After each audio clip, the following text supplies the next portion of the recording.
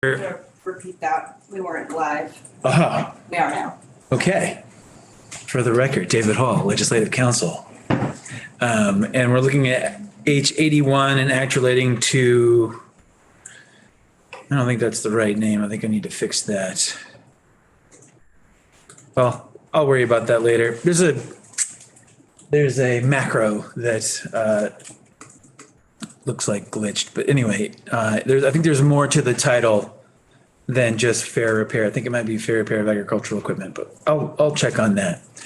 At any rate, what you have on your screen is a draft 1.1. This is a committee amendment right now for H81. It is a strike all. So that's this whole lead in. Don't worry about lines 1 through 4 for the moment. If we're ready to advance to the next stage, I'll take care of the lead in language, but this is a strike all amendment. And it does have some highlights in it. So appreciate the time yesterday working with some of your colleagues to try to not reorganize really, but just like, for instance, you'll see the highlights in A and B. Those are just tabulations to break those out into their own discrete subdivisions. So we have a clear sense of what's going on within the definitions. There's other places that are just stylistic, and then there are some changes. What in the world? It says my screen sharing has stopped. Sorry, folks.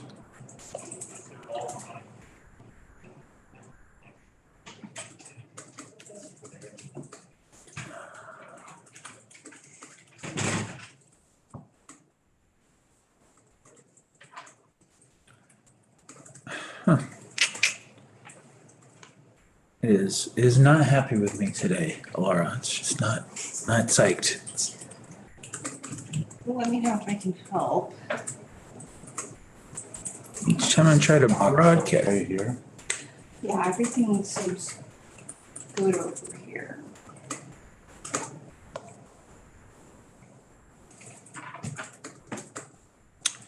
Does not want to share.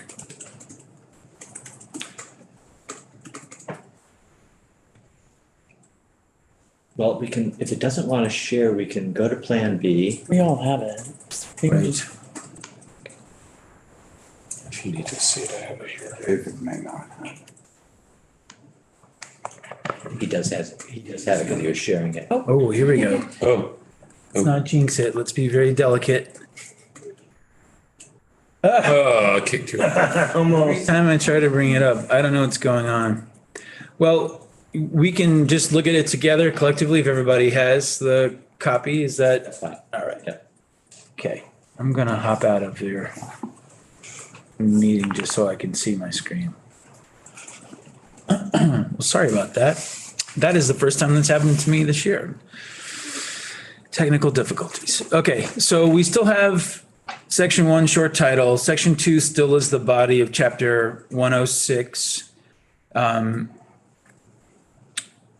4051-1 unchanged. And again, the standard there being device principally used for an agricultural purpose. We've talked about the sort of the merits and the scope of how you want to, or if you want to try to tailor that. At the end of the day, I think it's important to recognize that statutes can't anticipate every situation in law, right? It's not only a futile exercise, but also risks over tightening, right? Mm-hmm. So we've got a pretty typical construct of a definition here that has sort of a categorical framing, principally designed for use as agricultural purpose. We've got examples to put some shape on, what's within that category. So, tractors, trailers, tillage, planting, cultivation, livestock, crop production, horticulture, floriculture. I think without starting to go down the rabbit hole of saying, yes, this device, but not that one, mm-hmm. which is impossible to do for purposes of a statute. To some extent, we have to allow the statute to breathe and parties to decide how they're going to structure their arrangements. And, if it goes beyond that, if it comes to some sort of conflict, then ultimately maybe a court decides, yes, this, but not that. But we can't anticipate all of those details in the statute. So if you're comfortable with the scope, then, we're talking about ag equipment and forestry equipment.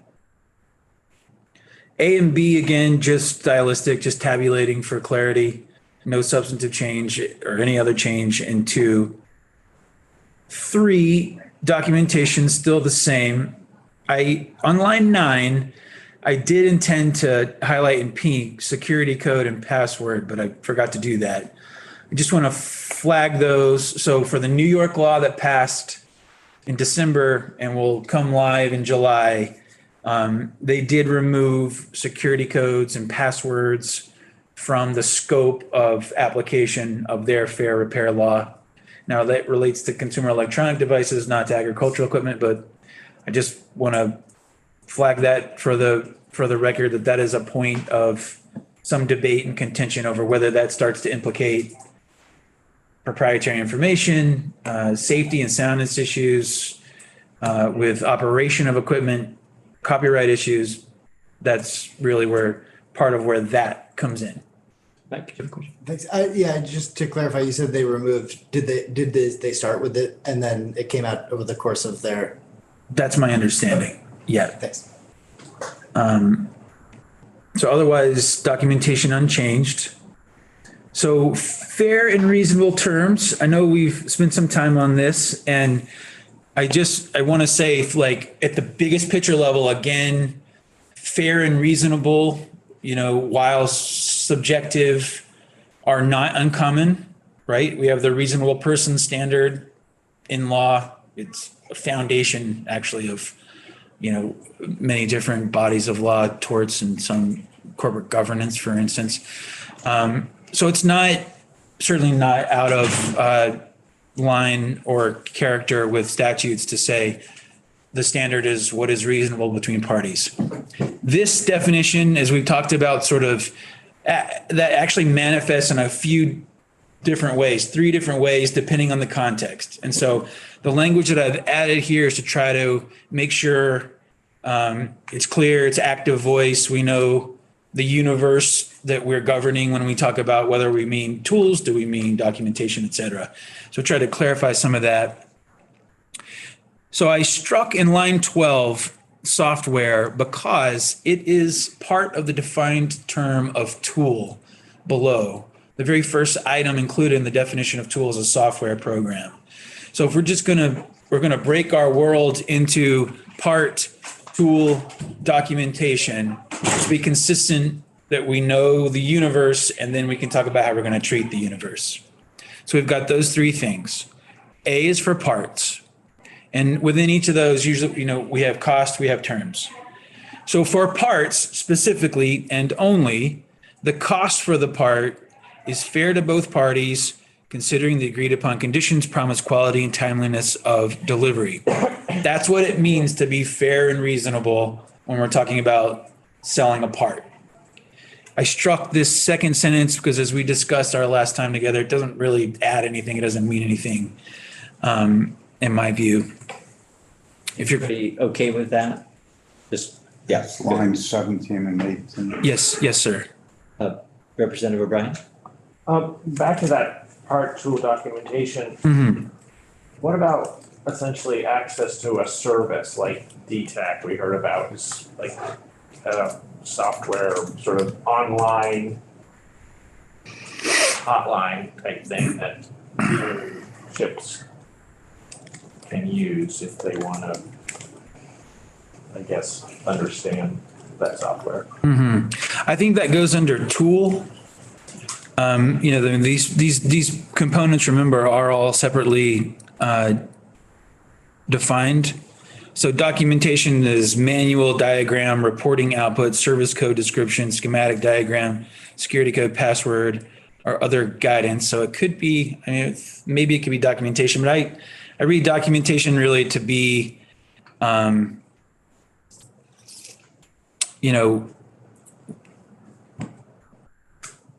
just that manual, diagram, description, guidance or information, the stuff that tells you how to do what you need to do. And then the parts are the physical things that they sell, right? And they do mean individual parts, replacement part for repair. And then the tool is a software program. So it could either be like a code or it could be a hardware implement. So like a wrench, right?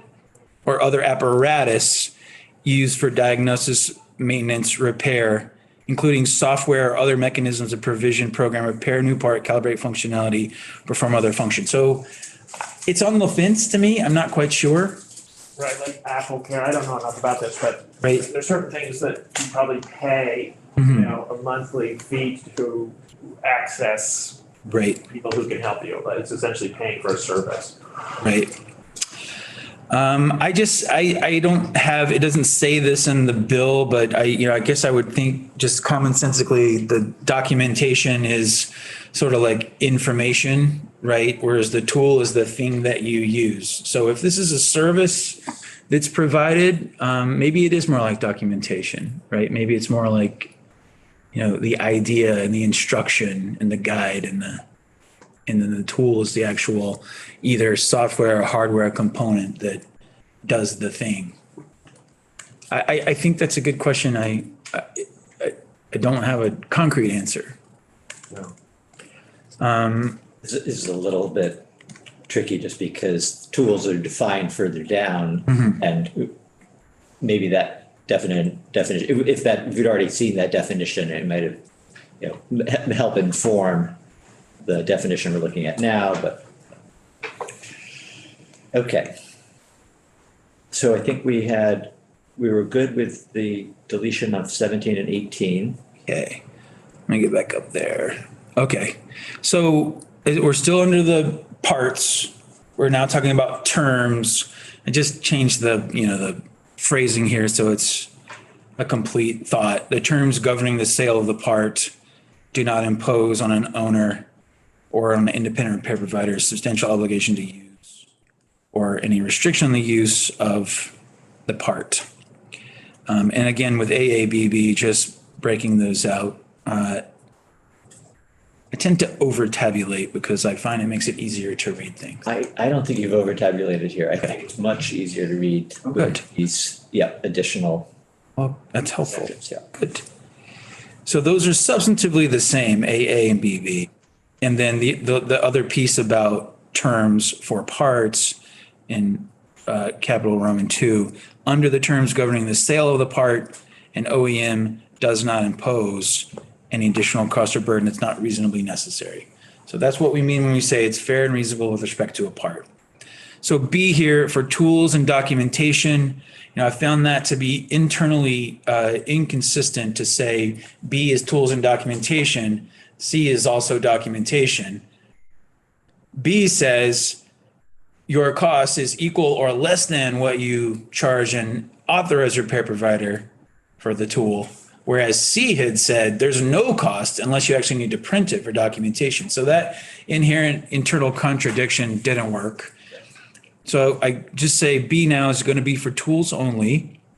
And with respect to cost of tools, the cost for the tool does not exceed lowest actual cost for which OEM offers the tool. I don't want to move past this, but obviously this is a point you had been discussing. And, you would ask, I think the right question, is it appropriate policy-wise to say with respect to parts, there's one standard, with tools, there's a different standard. And I think the basis is here for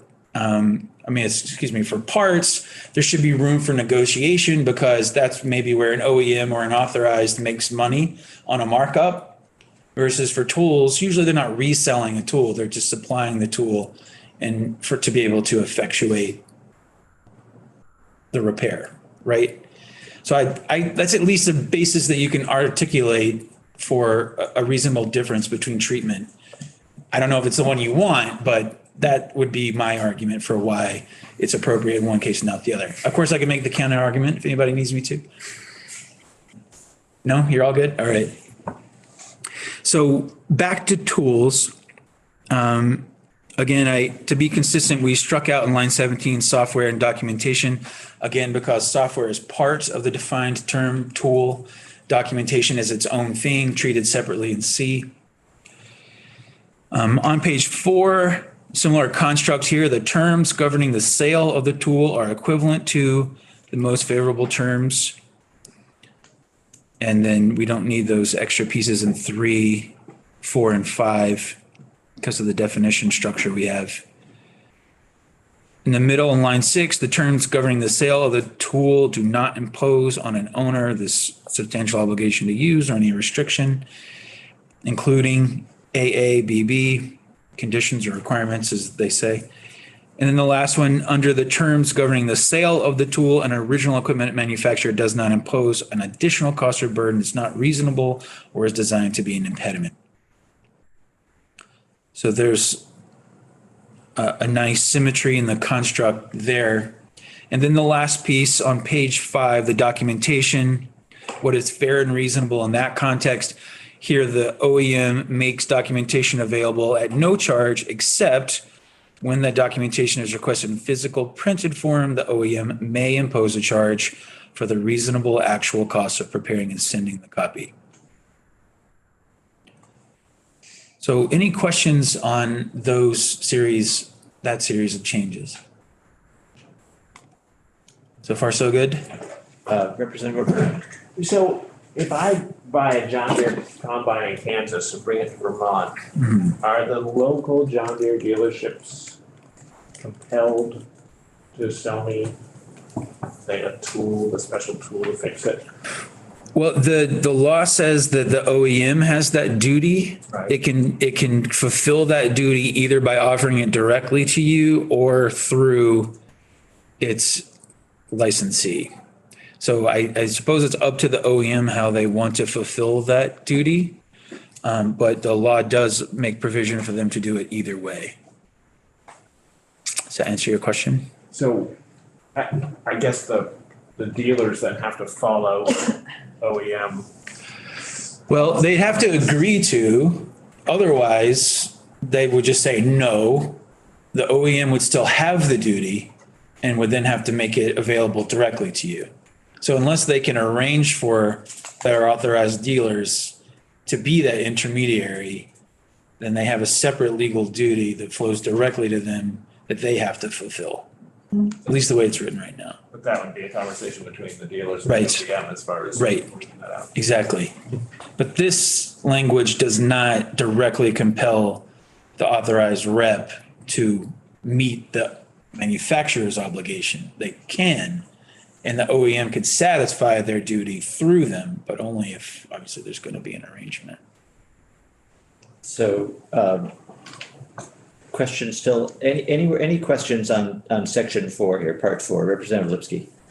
Yeah, on the documentation, specifically the printed stuff, usually my experience has been a new piece of equipment comes with an operator's manual, and you have the option to purchase a parts book, which could be 8 inches thick or a series of multiple ring binders, and then you have an option to purchase a technical manual, which is very big and multiple, but might walk you through some of the process of repair.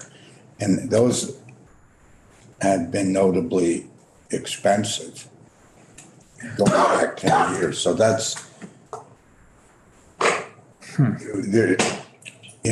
I don't think getting the price, what this is implying to me is purchaser beware that inquiring about the costs of these before you buy something is important, I think.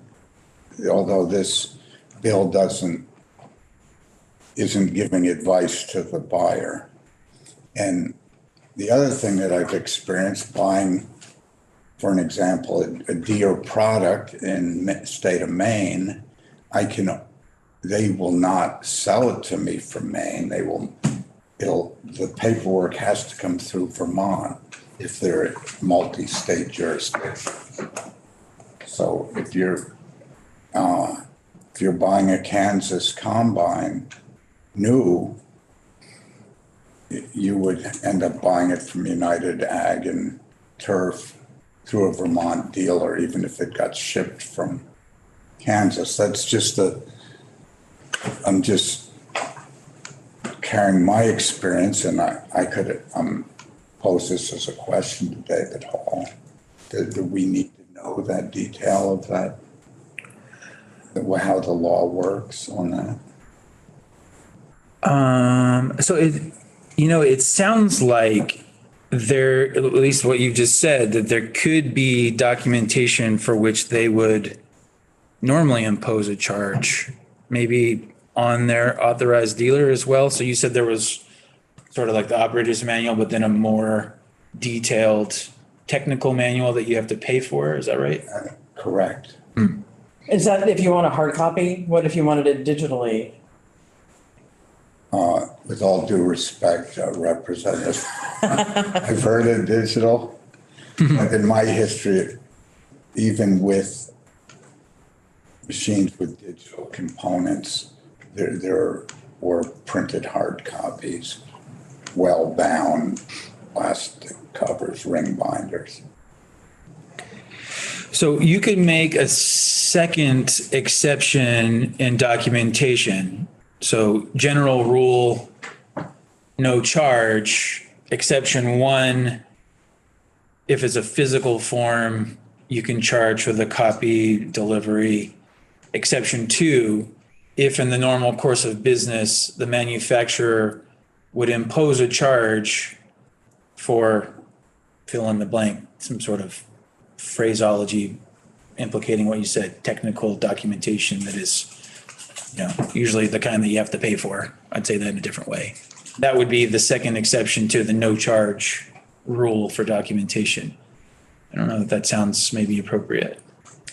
I wonder if it would become clearer to us when we get to the requirement section that then uses documentation in context, if that will make more sense.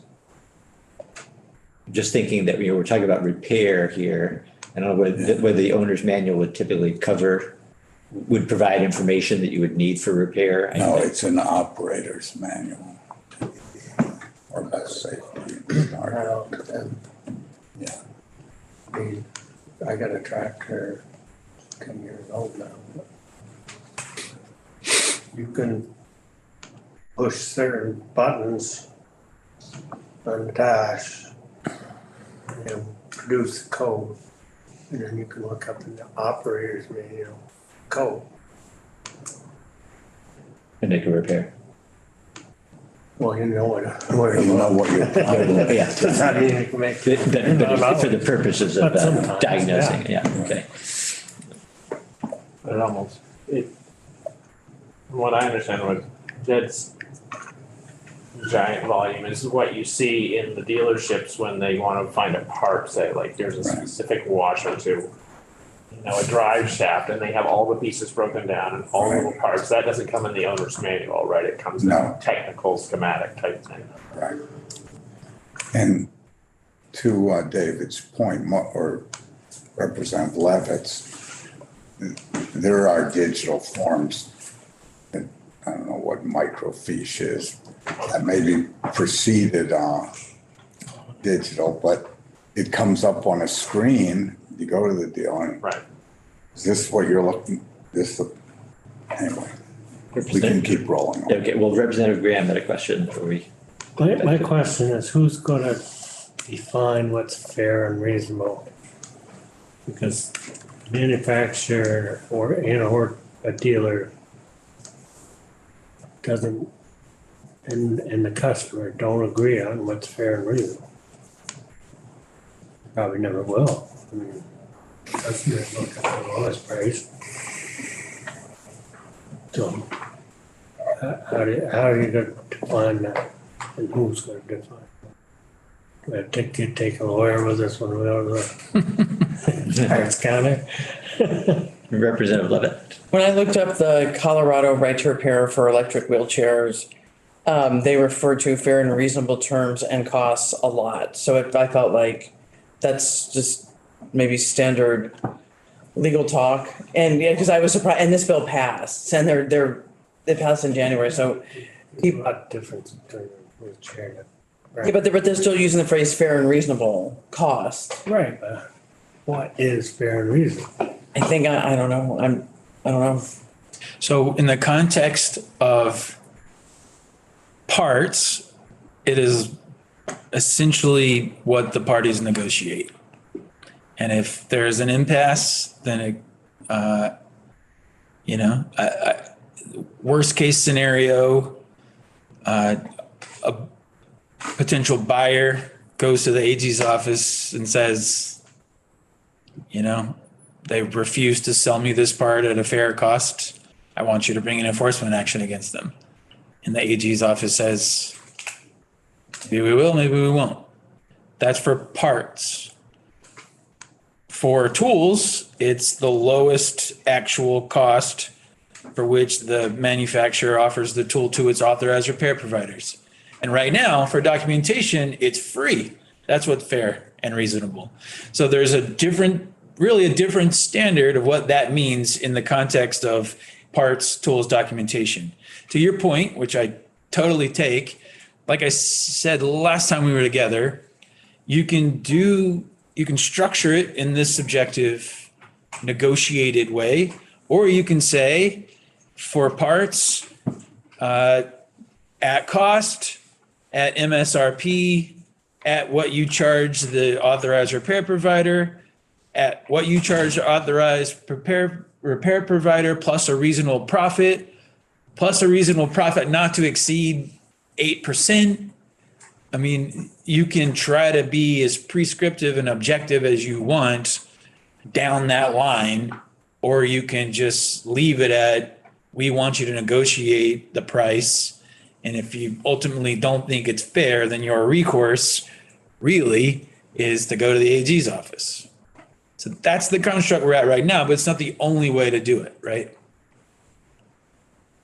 Yeah, so it seems as though the fair and reasonable, so section 4 here is fair and reasonable terms, and it gets a little fuzzy right away. But then with the cost of the part is fair to both, so that's a little fuzzy, but then the rest of it is less fuzzy. So I think we can put a pin in that and say, yeah, we want to ultimately figure out, in fact, if we want to leave it like this, a little fuzzy, or if we want to try and be more precise. But the rest of it seems to be, okay, we've got a little more structure around what fair and reasonable means for documentation, for tools. Parts. Okay. Shall we proceed? Yeah, let's proceed. So we're at page 5, forestry equipment. Yep. So, same sort of conceptual framework as with ag equipment. We have our general proposition or category, non-divisible equipment, implements, accessories, contrivances directly and principally and cutting or removing timber, other sold wood. I don't know if that's never made sense to me. Is that supposed to say solid wood, sold wood? Why does it need to say why does it need any modifier? Why can't it just say other wood forest products? I don't know. That's one to maybe flag. Okay, so line 8. Yep. John.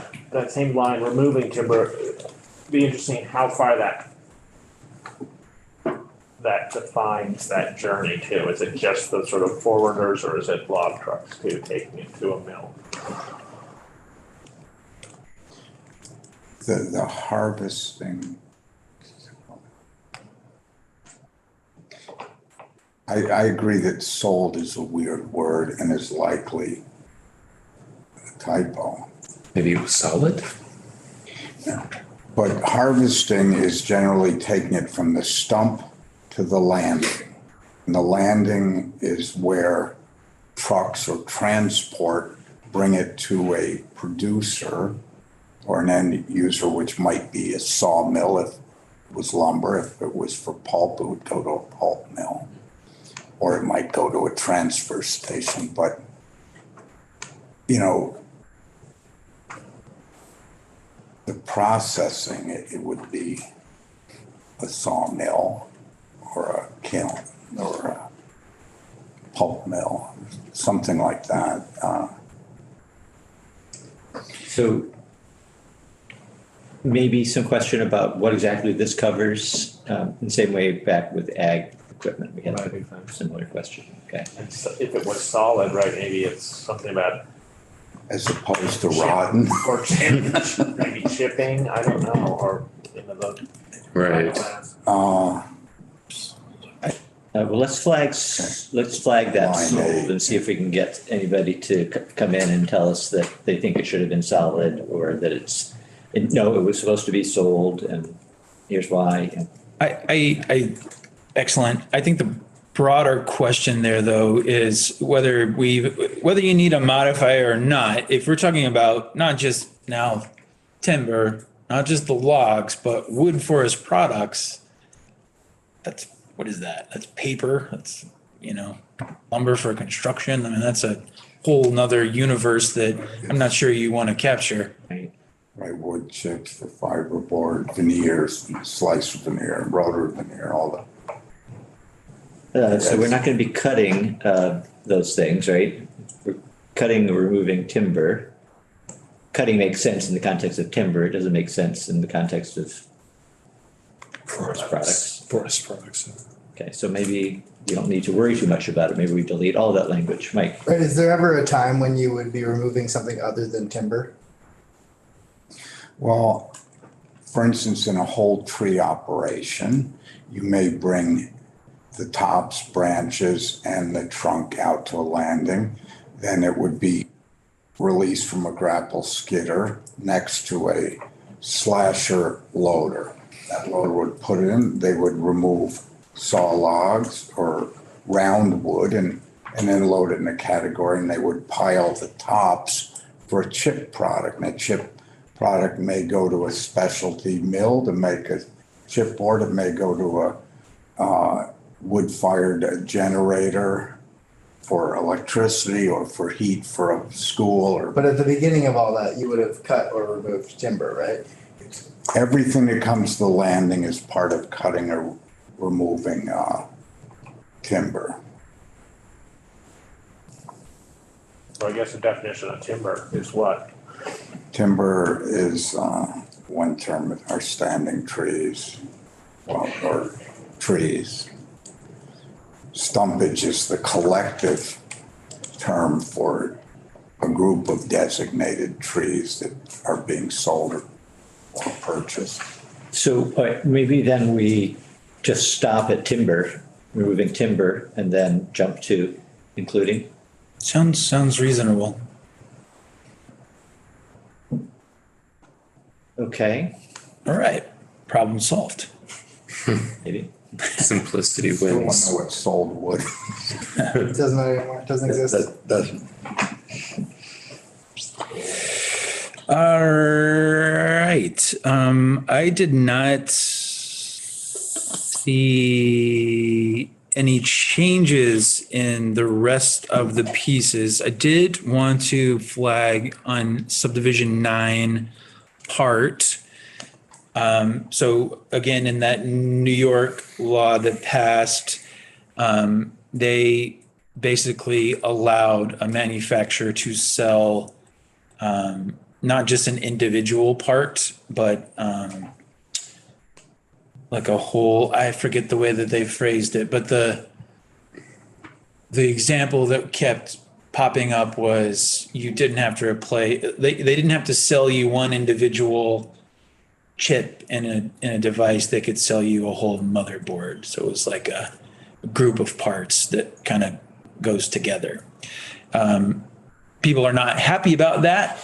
So, but I did want to flag that is one approach to the problem. So, sorry, I'm not sure I'm following.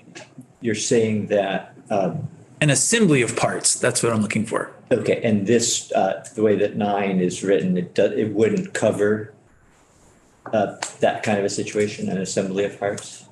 So at least the debate within that lawmaking, that legislative process was between whether we actually have to sell you each individual component that can be defined as a part, or can we sell an assembly of parts all together? The argument, of course, being, I don't want the whole assembly, I just need the one part, versus it's really cost prohibitive to just spit out one little part when we make a whole assembly all at the same time. Okay. And we usually sell these things in the logical group of which they're a component. So if I'm thinking about my car, and if the muffler goes, then you can't just get a muffler, but you've got to get all the way, the tailpipe and all the way up to the front or something. That's I think a way to think of it, sure. Maybe not a perfect example, but For the modern equipment, I have one piece of equipment that has 2 circuit boards. And I'm incapable of getting into one to find the one, may just be a connection, it may be a tiny piece. But those circuit boards are sold. If you want one, you purchase one, it might be $5,000, it might be $7,000. But the dealers do have a price for those. I've never heard of getting one little piece of one. So, but all this is saying though is that hypothetically, like this would just mean parts as they're made available to, in this case, currently, a dealer should be made available in the same way Right. too. I think that's a good observation, yes. John? So a few years ago, I needed a new rim for John Deere tire, and I went to the local dealership and they said, do you want, John Deere made rim, or do you want aftermarket rim, which was much cheaper? So I'm wondering, in this clause, does the John Deere knockoff company that makes the aftermarket product, are they the original equipment manufacturer if it's No. not a John Deere brand part? No, because of the way that OEM is defined.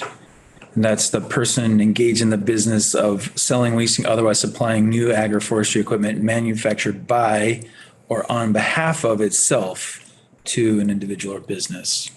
So if they license the production of that part, yes. But if it's a separate company making a generic product that fits their product, no. It only applies to the original equipment manufacturer. Okay. I don't know if we jump past line 8 that talked about sold wood, but after forest products, there's a comma that says including equipment used to construct, maintain, or install infrastructure necessary to and associated with a logging operation.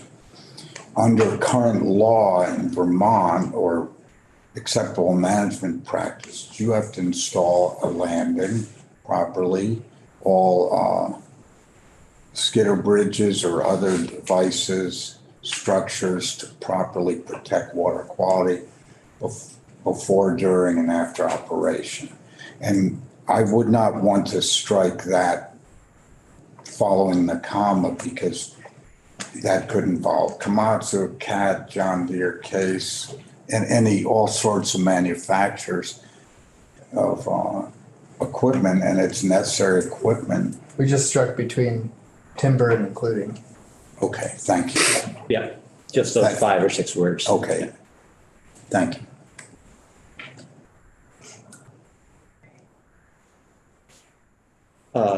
Okay, so I think now we've sort of talked about part and have maybe a question there that we can come back to whether it might include an assembly, but as Representative Rice pointed out, the context here is whatever it is, if you're making it available through an authorized dealer, you also have to make it available through an independent. Right. And that's line 20. Well, I think now we're on to, if we're good with that, we'll move on to page 6, line 4. Okay. And which doesn't have any changes here, but is there anything to highlight there, Dathan? I'm sorry, I was looking back up at the fair and reasonable for parts.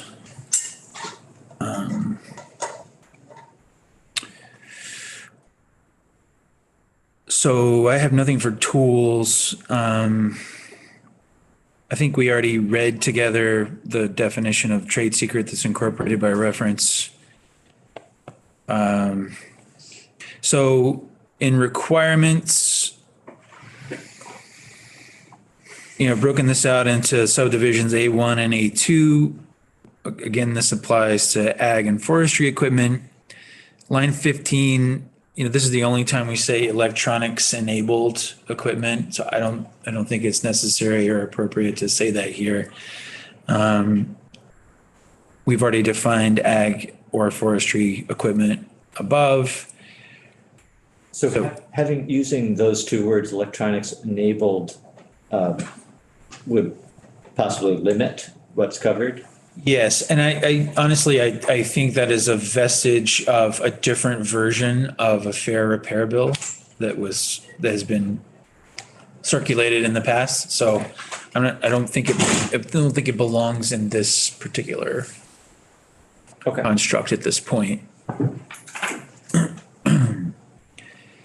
So, we've looked at this. A1 is really the crux of the duty, right? It's for this equipment sold or used in the state. OEM shall make available for purposes of diagnosis, maintenance, or repair of such equipment to any independent repair provider or to the owner of the equipment manufactured by or on behalf of or sold or otherwise supplied by the original equipment manufacturer on fair and reasonable terms. The documentation, parts, and tools required for the diagnosis, maintenance, or repair of such equipment and parts for such equipment, including any updates to information. And 2 is that bit that says you can either make it available directly or through your authorized repair provider. So B1 and 2, just again breaking those out for equipment that contains an electronic security lock or other security related function. The original equipment manufacturer shall make available to the owner and the repair providers on fair and reasonable terms any special documentation, tools, and parts needed to access and reset the lock or function when disabled in the course of diagnosis, maintenance, or repair. And documentation, tools, and parts may be made available by means of an appropriate secure system.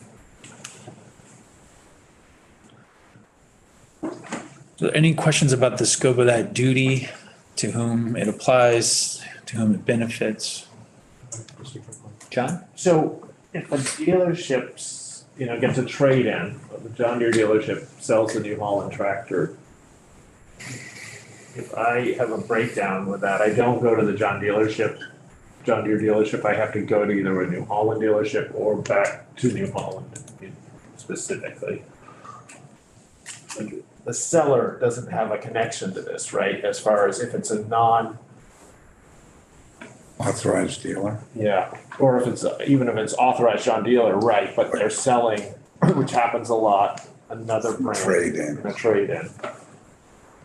This doesn't affect what you can do with your equipment or where you can go with it, but it's saying if you want to fix it yourself or you want to take your John Deere to the New Holland dealer, John Deere will have to give the New Holland dealer the same parts, tools, and documentation that it makes available to its franchisee, so that the New Holland dealer will have the same capacity to make the repair, or you individually would have the same capacity to make the repair.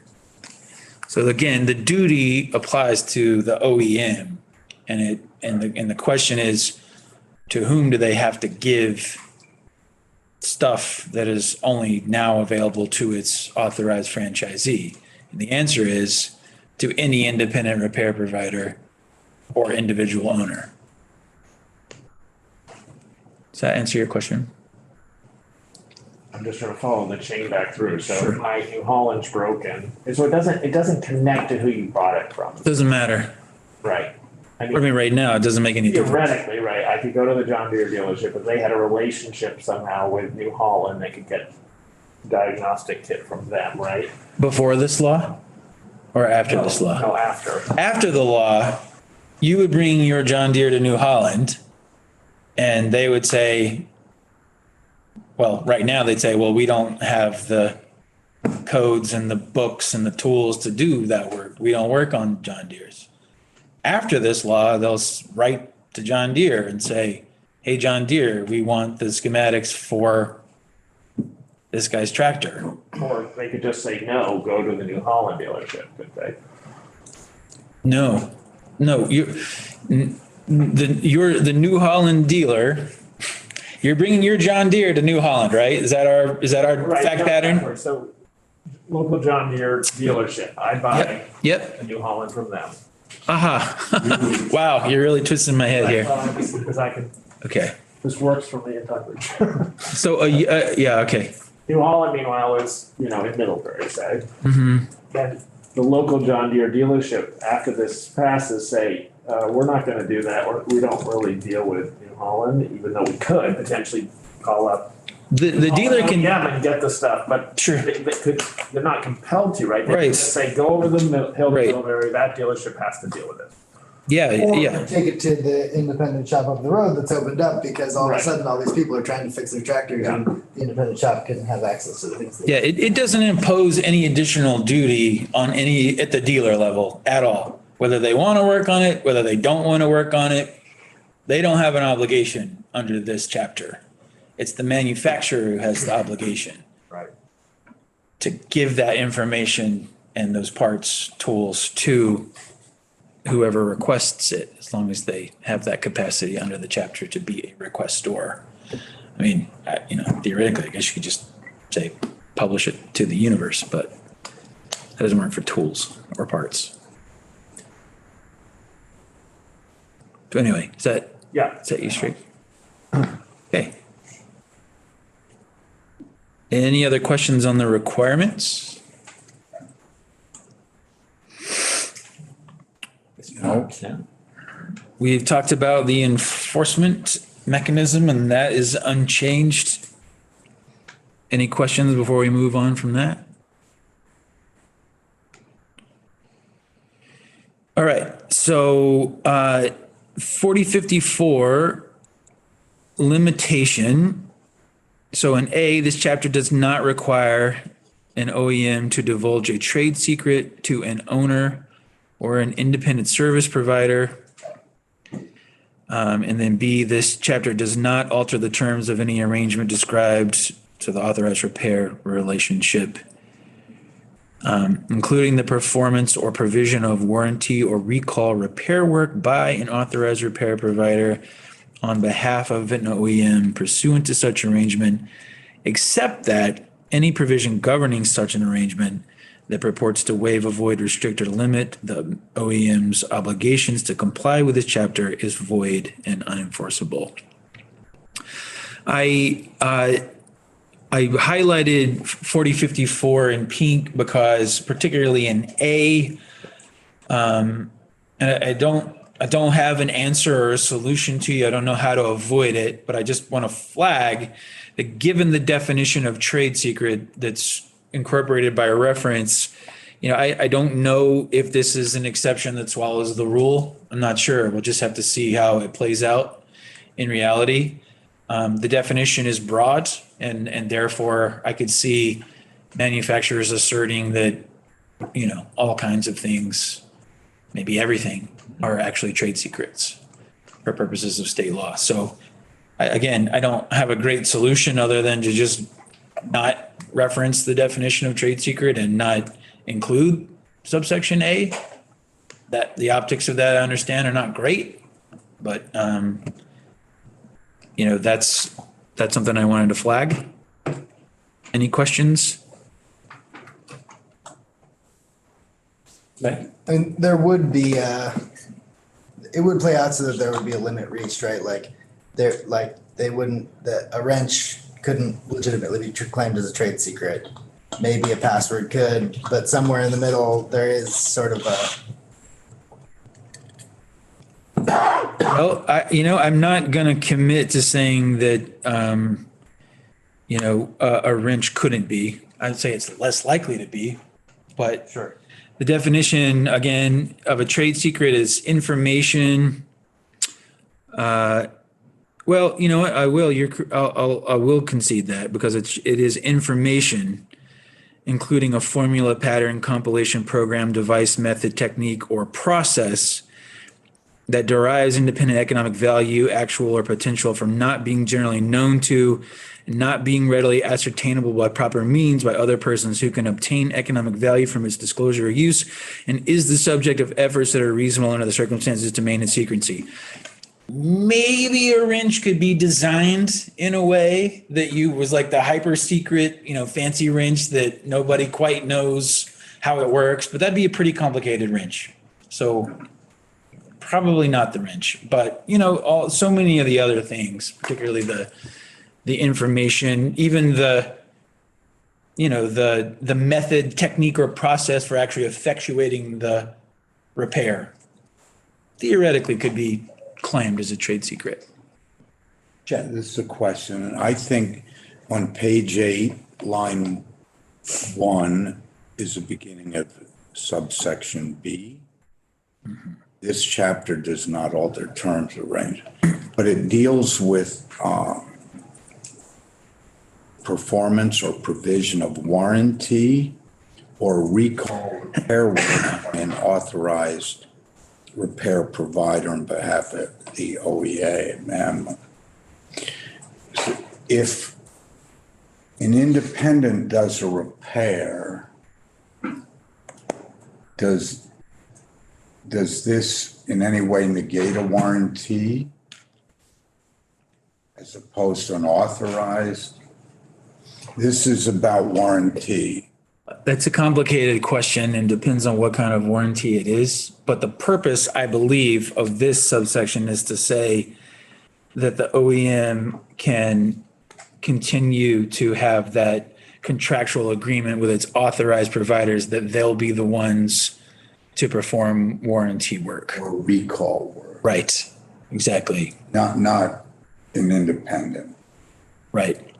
But even if that relationship continues as it's structured, you can't use that as the basis for saying, well, we don't have to give away the parts or the tools or the documentation to the independents because we have warranty work only through our guys. You can't do that. That's the second part of the clause, which says that part is unenforceable. The law provides that you have to make that stuff available to the independents.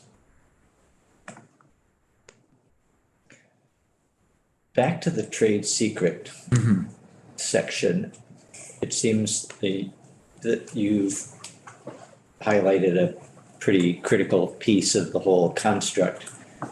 And I'm wondering, and maybe we can take further testimony from anybody who can share with us whether in the other bills, in states where similar legislation has been enacted, whether it's agriculture equipment or something else, this would apply, uniformly across whatever category of product you're talking about, whether it includes a clause like this. Just, again, to give us a sense of, is this something that other people are banking on, it works with this? Like the New York State one. Yeah, With electronic, seems like it would have a lot of trade secret stuff in it. yeah. What page or line? Just at the bottom of page 7. First, section A there. Other thoughts? Is there a limitation? Yeah. Just so, What would be a trade secret? Is that what you're asking? Well, I think that's what David's pointing out, that it could include almost anything that we're talking about here depending on how you interpret the language there. David Hall, are there laws that cover trade secrets that would make this provision unnecessary? I mean, is trade secret already defined by federal or state statute somewhere and makes this redundant? Not redundant. So we're using the definition that's already in our law in Title IX that governs trade secrets, and it's a uniform law that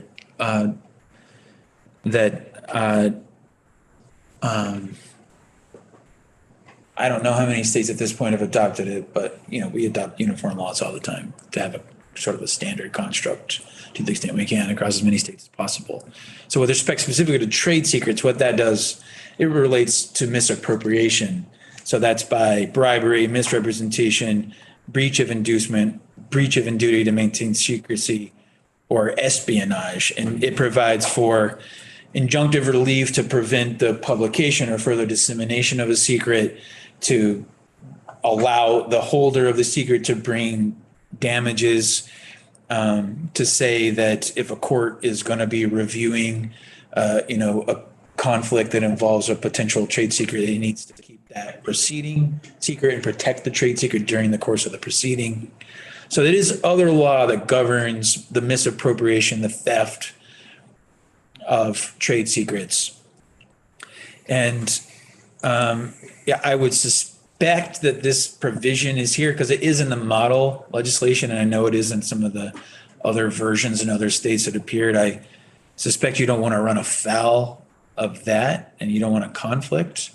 And also, frankly, so trade secrets are governed there on the state law side. Then we have, we've got the whole albatross of federal copyright law, which preempts state law. And, to the extent, that's implicated, that's a whole different kettle of fish. But Is a patent a trade secret? it could be. Yeah. Again, patents are also regulated at the federal level. So there's different levels of intellectual property protections. And we have our federal copyright and patent schemes, which are, regulated under the federal route and the machinery of federal regulators who administer those things. But we also have this state law side for trade secrets, which could include those things, but could be other things. You don't necessarily have to have it, a recognized copyright or a patent necessarily registered at the federal level to still be able to avail yourself of that protection at the state level. So I think it's a great point to consider. I don't know how big of an issue it is or isn't, but it's, one for flagging. And if you're ready to go to section 3. Applicability. So this act applies with respect to equipment sold or in use on or after the effective date of this act. So there are, I won't say infinite, but there are many ways to think about how to phase this in or to, put some shape on the scope of applicability here. There've been good questions about what if tractor is 50 years old? What if the manufacturer is no longer in business? Should this apply to things that are already out there, or should it only apply prospectively? So for what it's worth, the New York law applies only to equipment that is manufactured or first put in use in New York after the law takes effect in July of 23. So you could do that, or you could put some sort of time frame on the duty and say, this applies to equipment from the data it's manufactured plus 30 years or 10 years or 50 years, or I don't know what. Older equipment, I'm thinking of my father-in-law's old Deutz that's rotting back in the back behind the barn. but then he's got the new, tractor that's all fancy and digital, and my brother-in-law Bart, and they fight about that, but so should this worry about the older stuff? If so, for what time frame is that look back, or should it only apply going forward? Does it matter? That's up to you. Perfectly a policy question. No right answer, just options. But you're recommending we do something. No, I just want to flag the issue for your consideration. So there is something there. I mean, this is the default, but we could look at other, yes. I'm just curious for the folks in here who have farm and forestry equipment, what is the average age of your piece of equipment? I have equipment that I bought in the 90s, as in 1990s. Not 1890s, just making sure. Well, I might have an old buckboard or something. Bobsled. So it's like 30 years. Yeah, that would be on the old side, but with ag tractors, they can go back to the 1950s and still be running. And My oldest tractor, it's in operation, is 51 years old. My newest tractor is 10 years.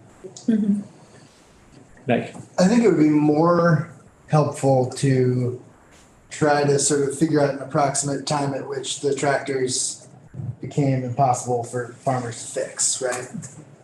Because the problem is not with the 50-year-old tractor that you can tinker with. It's with the tractors once computers came into play that became so sort of like if we're going to set a date in the past that this was applicable to, I think that would be sort of the date we would want to try to come up with.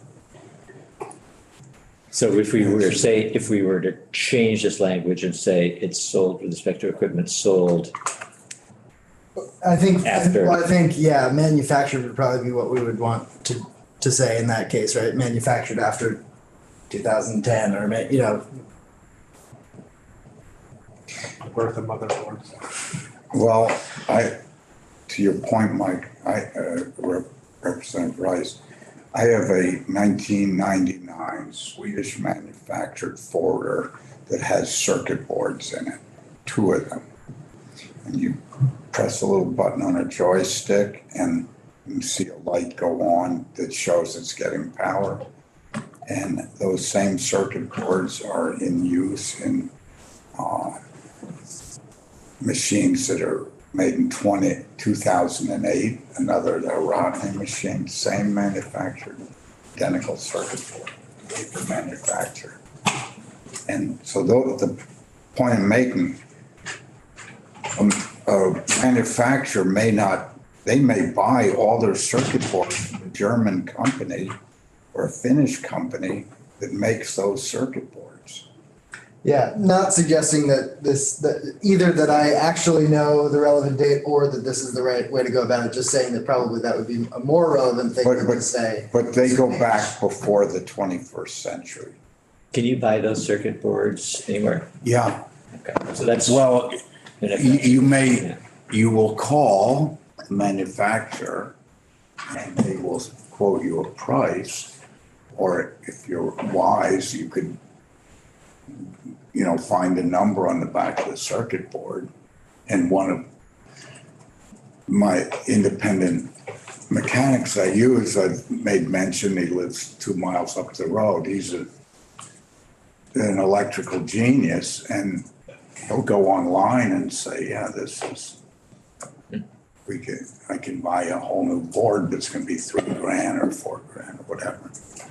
And he'll take it out with a little soldering gun. This is loose, and all of a sudden, $500 later, the function is working. So I'm not being helpful on the date portion. Well, but if I may, it could be self-limiting. I mean, if he's able to do that, then he can do that forever. It could be self-limiting in the sense that once they stop producing or making these parts available to their authorized repair providers, then the duty extinguishes anyway, right? So you know, if your guy can keep it going, great, but if they're gonna stop supporting that equipment down the line, that's when their obligation also stops, because it is, again, paired to what they make available to the authorized provider. It's not a free floating obligation in perpetuity. John? And I don't know, if we wanna look at in use too, because so many machines, you know, at a tractor, maybe the hydraulics are broken. That's what I wanna fix, but I'm still using it, you know, for paying, which would work. So I don't know, does that count as in use or? I mean, you could also just not have a section 3. And then the law takes effect and that duty by default applies once it takes effect. So to Dave's earlier question, then, right, without, if this section weren't here, it would be by default, it would, is this really adding anything? Well, I think there's always some question about implementation when you're, you know, when there could be time implications. So sometimes it's better to be explicit, but you don't have to be. By default, under the construction of our statutes, they are prospective in nature unless you notwithstand 1 VSA 214 and make them somehow retroactive. But so it would just go from July 1st forward. Mike?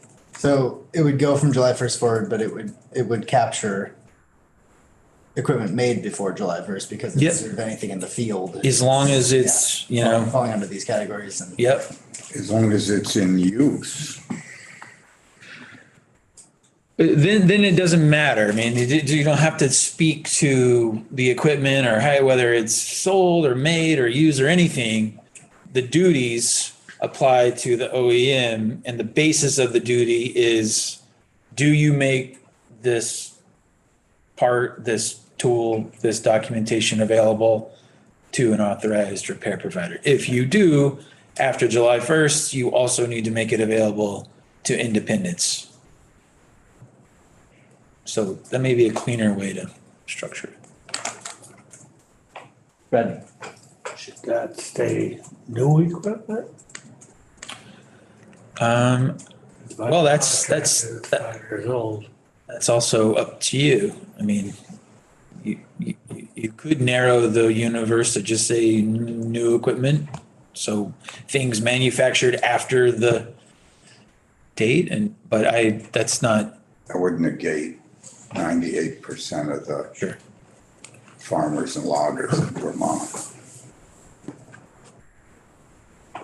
David? There's a lot of equipment out there. It just seems that this is pertaining to post computer equipment, which basically happened after the end of the 80s. So, I mean, maybe you just put a time stamp on it from 1990 on.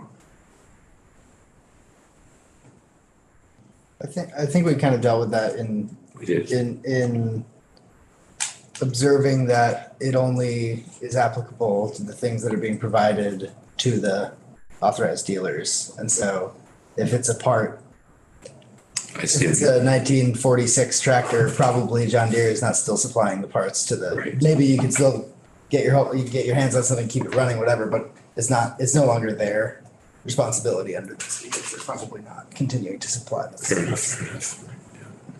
In some universe where they were continuing to supply it, Then For- it they would wouldn't just have be to a problem. supply it Yeah, to supply it. to everybody else, yeah.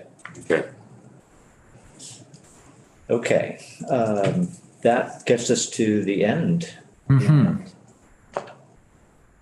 So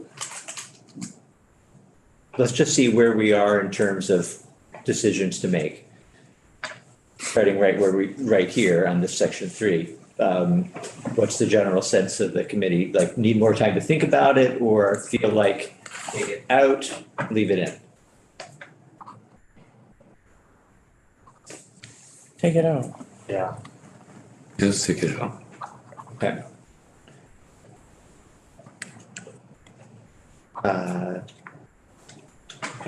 Then back up to the bottom of page 7 with the trade secret, that limitation, which we just talked about. I'm inclined to leave that in, recognizing that it's,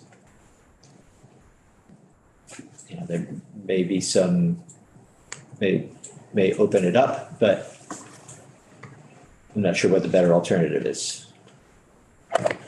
Yeah, I'm with you there. Yes, I would agree, although you had mentioned, maybe we can hear from or look at the other laws and see if there's any guidance there. I would be interested in. Yeah.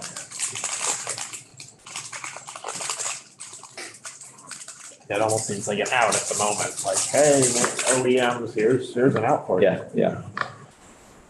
Okay, so flag that.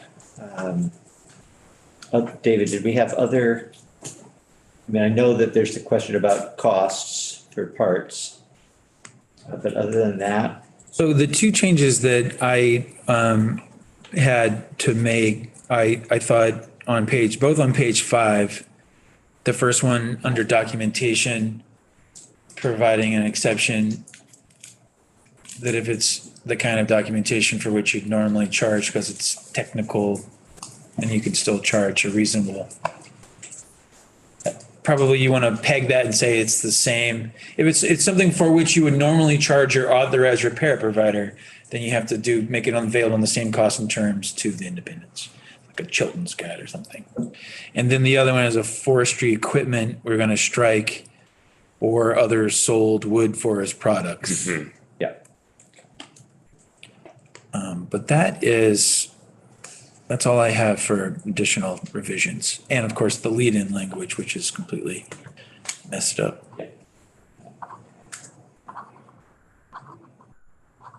All right. Just back on the second page in the cost section, so back under fair and reasonable terms for parts, the cost, is there any guidance to be provided by what the cost would be if you purchase the part from an authorized dealer? I have no idea how they structure those relationships, but I have to assume that they both want to make money, right? So there's probably a cost of production, and then there's probably whatever the dealer needs to buy it for, and then there's probably an MSRP, and then the actual sales price is probably some function of that, right? So you could pick any of those things or something else. The way that this is applied, when we get down to the requirements, the context is how, at what cost the OEM makes a part available to an independent retailer. Right. Well, so it says when you make this part available for sale to an independent or to an individual owner, you have to make it available on fair and reasonable terms. And we have defined that to mean it is fair for both of the parties. Yeah, that's what we've got right now. That's what we got right now. And at the same time, the manufacturer is making the part available at some cost, which is maybe a trade secret. Maybe we don't know what that cost is, but at some cost to its authorized dealers. And if the independent dealer is charged a cost that is, on the face of it, more than what you can get the part for at an authorized dealer, you could argue, well, that's not fair. That's not fair to both parties, because they're clearly charging less to sell it to their authorized dealer. Right. So yes, all of that, can a manufacturer make the argument like, I have my distribution system set up I know how many parts generally I need in a year. That's how many I make. I know what it costs for me to get it to my dealers because I know who they are and where they are.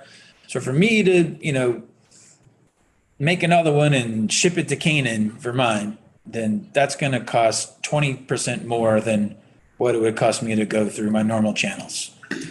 I don't know how you reconcile all of that. I really don't. But you might be, they might be able to make that argument, yeah. Chet, Chairman Durfee, I don't want to belabor this, but we may have overcomplicated line 8, page 5, where we decide to strike other sold wood Yeah. forest products. Yeah. Because it occurs to me in that landing scenario, when you bring the tops out and you segment and separate the forest products, a whole tree chipper, also referred to sometimes as a chip contractor, brings in an $800,000 chipper, loads and blows those chips from the landing into a chip van, tractor trailer, to go to a market. In essence, those chips or those tops converted into chips are other sold wood forest products. I didn't come up with the language, but someone who has an $800,000 chipper, and they're out there, likely has circuit boards in there.